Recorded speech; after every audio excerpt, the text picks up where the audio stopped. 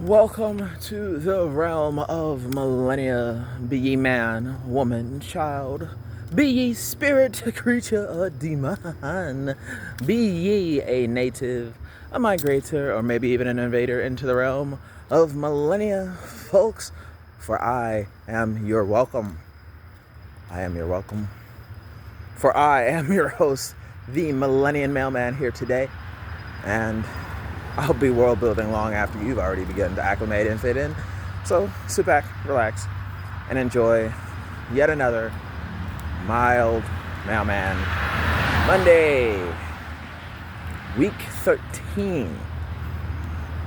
Week 13, Devil's Advocate, hot take for the week is going to be the hot take concept that pride tends to doom and kill, and arrogance pretty much saves more people and generally saves people, period, long before it ever hurts anyone. Because pride in and of itself is more of a thing of a bark and no bite, while arrogance, you can, in order to really be considered arrogant, or a sign of arrogance, is when you have the capacity and the capability to back up what you're advertising, what you're talking about, what you're saying. You can really walk the walk if you so choose, right? But as all things, too much of any good thing can generally corrupt and rot from the inside out if you got too much. So being overly prideful and overly arrogant is what tends to be the downfall, regardless of how good a thing and how many people arrogance can save or arrogance has saved. Being overly arrogant just rather more so proves your ignorance on the matter you're trying to talk about, regardless of your ability to back it up, right? And pride, being overly prideful, just brings your doom or death of a situation to a quicker end date, if you will. It's like pride is when you have death throes and death woes. It's like, oh yeah, that man's marked for death. He's a bit too prideful right there. He is totally marked for death. Oh, he's overly prideful. He's just shortening his lifespan every time he opens his lips. I don't understand. See, like, it was bound to catch up to him. Him and his pride was bound to catch up to him. But he's overly prideful, and his days are numbered, and that number is getting chopped in half every time he opens his face. I can't believe it, right? And then arrogance, you being able to back up what you say. If you're overly arrogant, you're similar to pride. Regardless of your ability to back it up, you're probably talking to the wrong person. Like, yeah, you are capable of doing the things you say, but you're saying it to the wrong people. You're saying it to the people who can quite literally limit your ability to do the thing that you're acting on and talking about. Oh yeah, I'm big and bad in this town. I'm the biggest and baddest in this town. Yeah, I can beat you up here, drop your body there, and no one will say nothing about it. Because I'm that guy, and I've done it 20 times before. Oh man, you're an arrogant son of a beau, aren't you? Yeah, because I can be, because I've done it. I will do it, and I will do it some more. Little did you know, you're talking to the head of FBI while CIA Connect is on the phone. Oh, you're going to say that to an FBI agent while he's on the phone with the CIA, a fellow brother in the CIA? That's crazy. What was your name again? I am the big dog. What you mean? What's my name? Everyone knows my name in the streets, and you can't play with me. Oh, good to know. Good. Oh, yeah, you're right. How did I not know? Being, regardless of your ability to back up what you say, if you can back up what you say, you're arrogant. If you can't back up the things you're talking about, you're prideful. But if you're overly either, you're just displaying a certain level of ignorance and relative incompetence, for lack of a better word, and your ability to maintain that power and control, or even grow your power and control, right? So like, you was talking out the side of your neck to the wrong person, the wrong one. But yeah, that's that general conceptualization there. So yes, that is the Devil's Advocate week 13 talking point concept right there. Pride dooms and kills. Arrogance actually saves long before it does harm to people. But being overly either is a sign of ignorance, and so on and so forth. Right?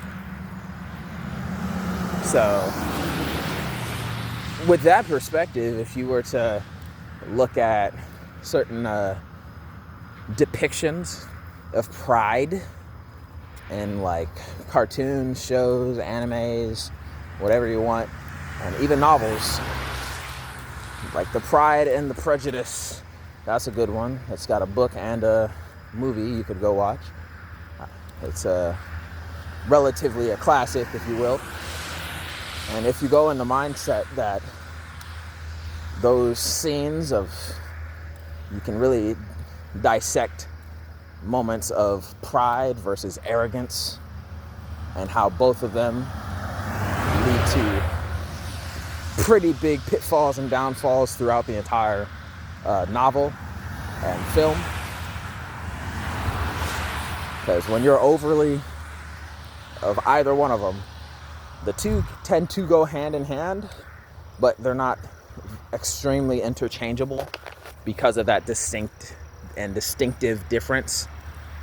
So it's rather telling from a narrative and author's perspective, exactly what kind of depiction you're trying to get on a character, right? So from an author's perspective, when I'm reading books with this kind of understanding, if I see a character speaking it out loud, like, oh, that dude is prideful, oh man, that guy is arrogant, it brings it into question, is it because they're actually arrogant, or is that just how it's best perceived? Or is that just how the author wants them to be recognized, because that's how the people around him recognize him? And vice, if it's not said out loud and is more put in subtext as narration and descriptives of the location and the atmosphere itself, you could feel and see his arrogance, right? You could, his pride, or like where it says like his pride got the better of him, right? I much less question when authors put the word pride or arrogance into the narration aspect of a scene. Vice, I always question it and try to get a better understanding of the case-by-case basis when characters actually use the words pride and arrogance, because it's a rather intuitive thing to use words, because words are very important. Words are a funny thing, right? Words have meaning, and how you use them, and especially in what case times and at what occasions, can really like influence how people come to our understanding and are able to interpret what you're talking about. So just like from an author to author perspective, that's the way I see it, and how I immediately go to recognizing when those words get used in articles and novels, series, or even in the news and stuff like that, is that people's personal expectation and belief. Because if it is, it's going to be definitely under scrutiny with a fine-tooth comb to understand the deeper meaning behind it. Excuse me. Or is it just the narrative, explicitive of so said, yada, yada, yada, boom, bang. For lack of a better phrase, if you will. I hope that makes sense. But hey, that's just me, your Millenia Mailman, and that's all I got for the day without allowing myself to digress in this conversation to something different. I'm gonna leave most of that talking points for the actual hot take hump day later on this week. But yeah, that's just me, your Millenia Mailman. Hope and pray that you have that opportunity to enjoy. Like the video if you feel like liking the video. He's actually letting me go across. Thank you. Like the video if you like the video. Comment and subscribe if you feel like it. Share the video if you think the discussion warrants a bit more exposure and to anyone you might think is prideful or arrogant or doesn't know the difference between the two, however you see fit, right?